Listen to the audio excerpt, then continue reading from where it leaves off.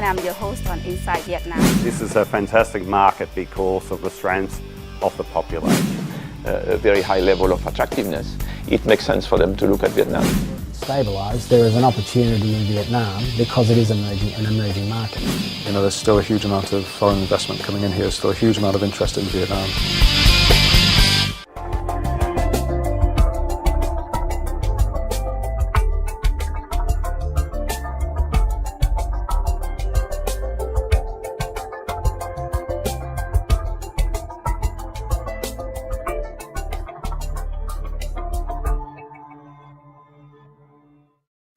Hello everyone and welcome back to the show. My name is Phi Nguyen and I'm your host on Inside Vietnam. As we develop the show, we will start introducing panel discussion and hence a different setup that you see today. Now let's get back to the show. Vietnam has been the world's most impressive growth stories over the last 2 decades. The key driver, according to Vietnam Competitiveness Review 2010, has been improved labor productivity. However, despite the recent gains, Vietnam still remains behind many other countries in infrastructure development, supply chain maturity, and national business policy framework. I have a panel here today to discuss the address supply chain issues facing Vietnam. Let me introduce Mr. Akkad Dutz, GD of Patrick Wood Vietnam and co-founder of the Vietnam Supply Chain Organization, and Mr. Yên Nguyen, Supply Chain Deputy Director of Hon Sin Vietnam. Gentlemen, thank you very much for your participation in the show today. Sure. Probably the first question I would ask is something that is of media presence at the moment, the China alternative, and whether Vietnam should be one. What is your personal point of view on this?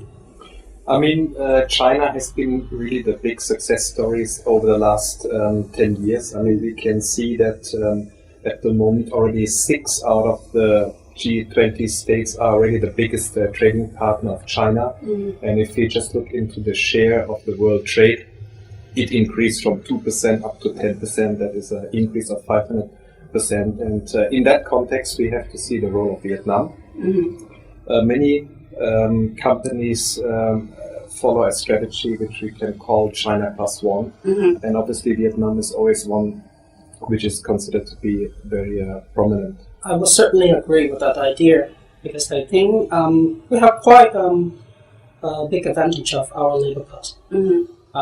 As in some areas like the area which is sharing the border with China, like Bac Ninh, for example, where we have quite a connection of road transportation to some industrial areas, and where we have quite a low cost of labor, and this is certainly our advantage for the time being.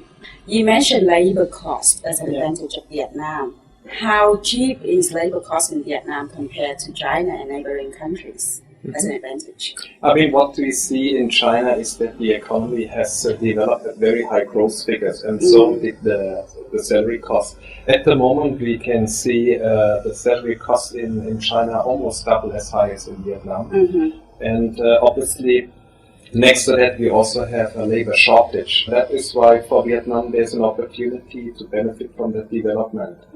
But to answer your question, Vietnam still has a labor cost advantage, and it's about similar like countries like Indonesia. We are talking about $1,000 to $1,200 per year per labor, whereas China is more than $2,000 already. What about Vietnam? Vietnam is 1,200, has also increasing or has increased quite strongly over the last few years. But the gap is opening up because labor increases in China are even higher than Vietnam. Ian, you mentioned that the cheap labor cost that Vietnam has advantage on at the moment is just for the moment. What do you mean by that? Vietnam is still in the early stage of development, where we have clear advantage of labor cost. And of course, we should take advantage of that.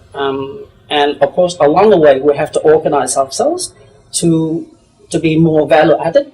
But labor cost is certainly not the only factor that would probably influence the supply chain, especially for a country like Vietnam.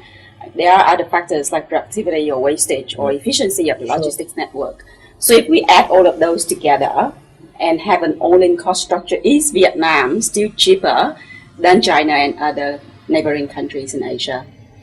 Maybe to add on the labor cost development, it is definitely impacted by the demographics of Vietnam, and that's where we can already foresee for the next 10 or 20 years that benefit eventually will decrease. If you look into the total picture, that's indeed important because we need to see the labor costs in relation to the productivity and also in terms of the capital.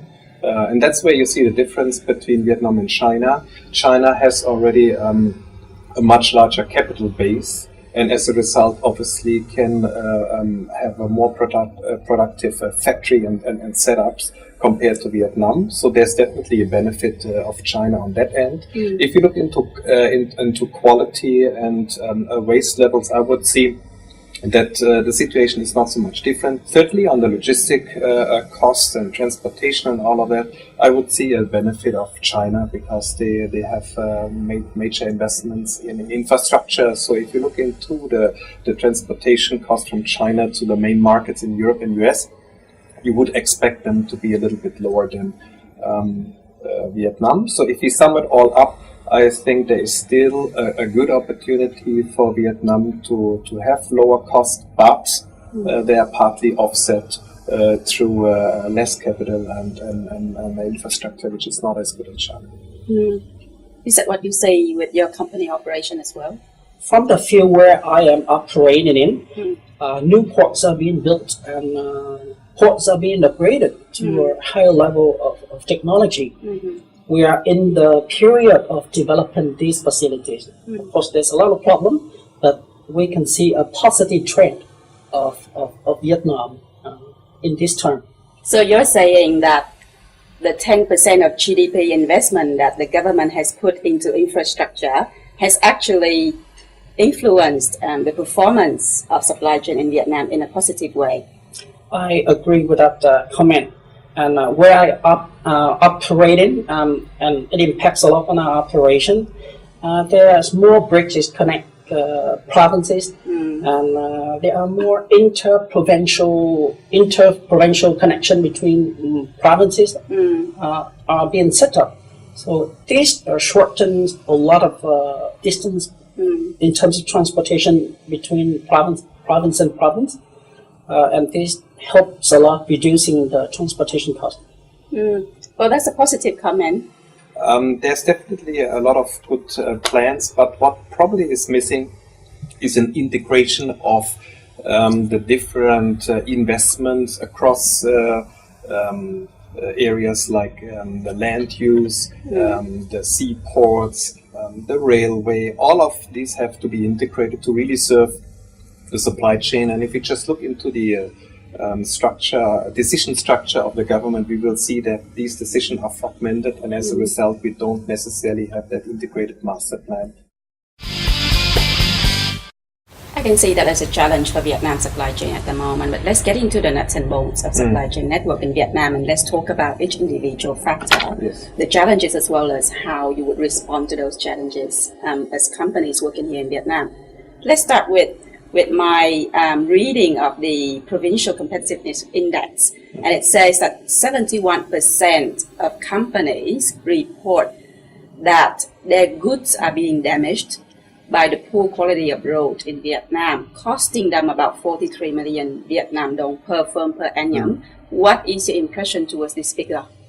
My comment would be road infrastructure needs to be upgraded. Does it impact the overall profitability and the situation of the company? I would say it has a very limited impact if you look into most sectors. But maybe Mr. Ian can share from his experience.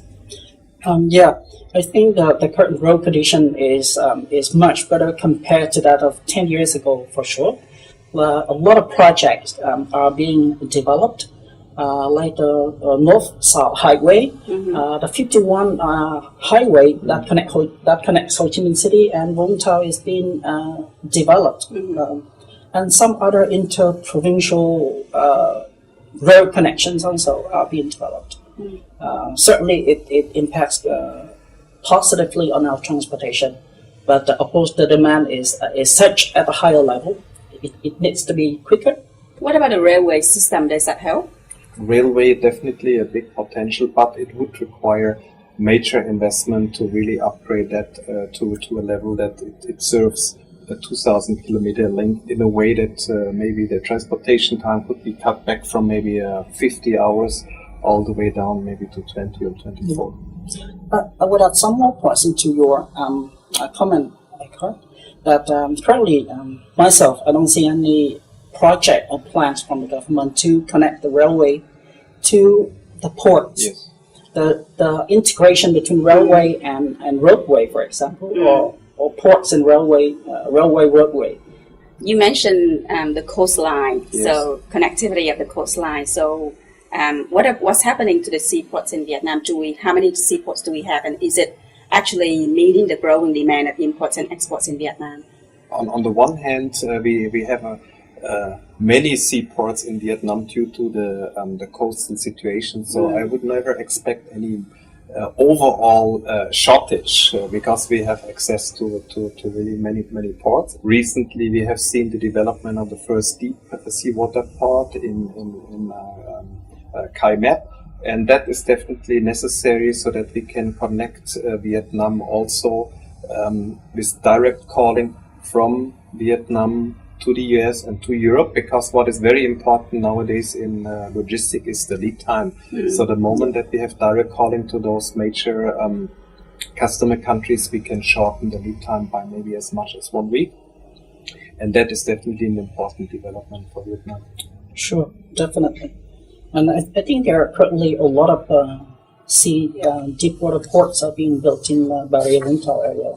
Like the Germaling port is being built, the SSIT is being built, and some other port like CMIT or SGIT. There are a couple of 4 or 5 new ports, deep water, are being built in order to meet the demand of cargo transportation. What about the port services? What's the quality like? I indeed experienced several problems on our export business where we suffered from the poor services in the port even more than from congestion. That is our experience. Well, you can probably improve the service through the port operators, but what about customs clearance? That's the software of this. So customs is probably one area that's controlled by the government itself. Have you actually seen any improvement in customs clearance at the port areas in recent years? I think I've dealt a lot with them. So what's in my daily operation, I've dealt a lot with custom clearance, and of course, they have been trying very much to improve. However, there are still a lot of problems in clearing our cargo, but we have to agree that they have been trying and put a great effort in improving their service.